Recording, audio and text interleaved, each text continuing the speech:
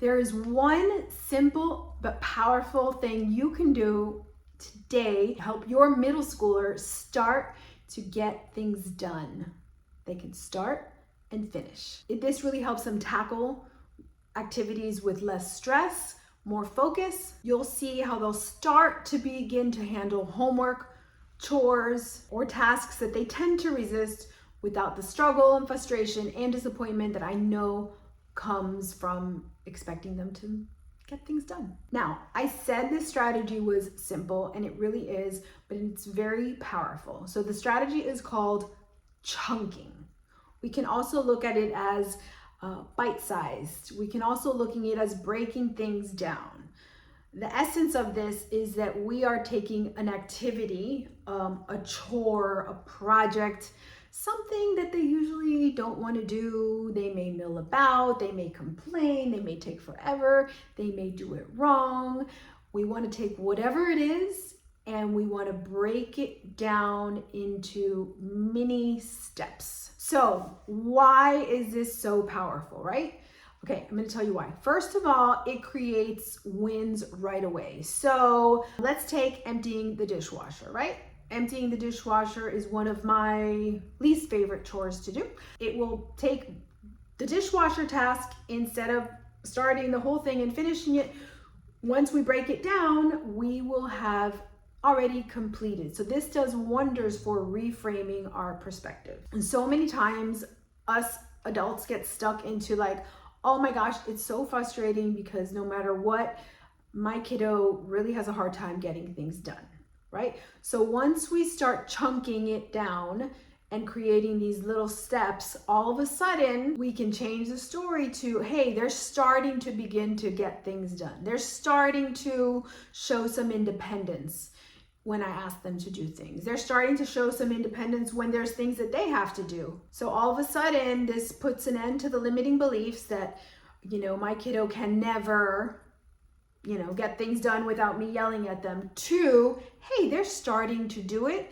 And all of a sudden that frees up possibilities for us as the parent, because we need to be in that perspective so we can deal with our kiddo who may be struggling with executive functioning skills, focus, and attention. The other thing is it actually shows your middle schooler that they can do things on their own. They can do things that are hard. They can do things they don't like to do. And it's going to be okay. And by chunking things down into little steps, it actually makes things doable. Like the whole project of back to the dishwasher, instead of having to do all the dishes and put them all away, let's say if we just started off with like the top tray of the dishwasher, that's not too bad. Let's say if we just started off with the silverware tray, that's not too bad, is it? So here is how I want you to introduce this chunking strategy to your middle schooler, right? I want you to show them to the beginning, the middle, and the end of the activity. And then once the two of you have identified the beginning, middle, and the end of the activity, you can then say, okay, let's get the first one done and then come check in. For some of your middle schoolers, even though they're in middle schooler, it may require you guys doing it together in the beginning, and then your middle schooler can do it without you and check in with you. And then all you have to do is talk about it, or maybe your middle schooler can do it all on their own. But in the beginning, we really want to make it successful. So it might mean that you and your middle schooler have to do it together. But just identifying the beginning, the middle, and the end, so like 3 steps, really helps make the project, the task that I don't want to do, from being monumental to being really doable. Backwards planning. I go into depth when I work with the families for this. But what I want you to start with is start with the end in mind. What does it look like to have the dishwasher emptied, right?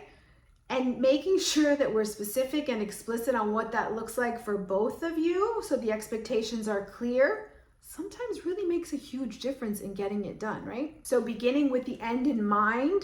So the dishwasher example, the dishwasher will be empty and everything inside the dishwasher will be put away in its proper cabinet drawers, whatever, right? And then you can start from the end Okay, well, what did it look like before the silverware was put away? Well, we had to go put everything in the silverware drawer. Do we know where the silverware drawer is? Wouldn't that be so easy if it's like, oh, I never know where anything is, and that's why it takes me forever to do it. Most of the time, your middle schooler does know where the silverware drawer is, but just going through the steps is a way to make it easier, like a shorter activity, a smaller activity, and it really helps build that momentum to start independently doing these things, which is what you want. So for that backwards planning, make sure that you guys are both on the same page as to what the final result looks like. Make it crystal clear. Then let's create some check-in points, right? We already came up with the beginning, the middle, and the end, especially in the beginning. The worst thing we can do is be like, okay, here's the beginning, middle, and the end. Let me know when you're done. Because remember, we want to look at it as micro wins. We want to look at the steps, right? So between each step, let's have a check-in point, because that builds in accountability.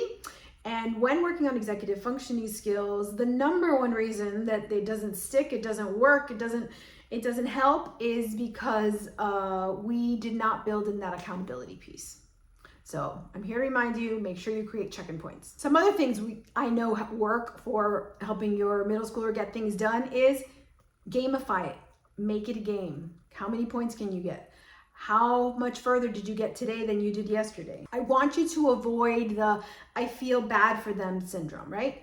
Sometimes things are genuinely hard for our kiddos, and that's okay. And what we can do to kind of meet them where they're at is acknowledge that this is a hard thing for them to do, but make sure you steer clear from the I feel bad for you piece and the pity piece, because that just gives them almost like a ticket to not having to do it and not having to work through it. And remember, we're already chunking things for them, so the steps are easier because they're smaller.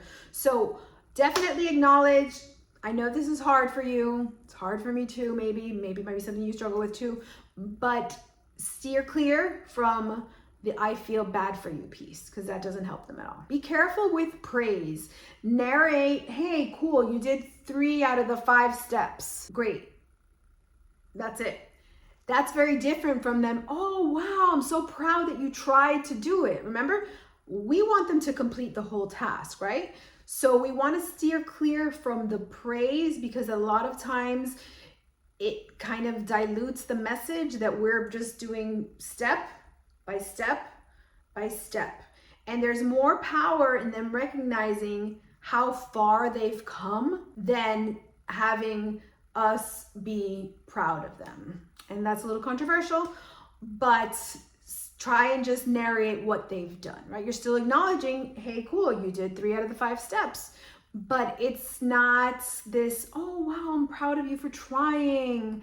It's not that we're not proud of them for trying, but we're really more impressed that you did 3 out of the 5 steps. Now, this kind of gets a little bit tricky because there's so many ways to navigate this, right? So you almost need like a thinking partner, and that's where executive functioning coaching for parents comes in. And my next video shows how, when you have the right strategies, executive functioning coaching can really help our kids get things done, and it can help our parents build in the strategies that they need to support our kids.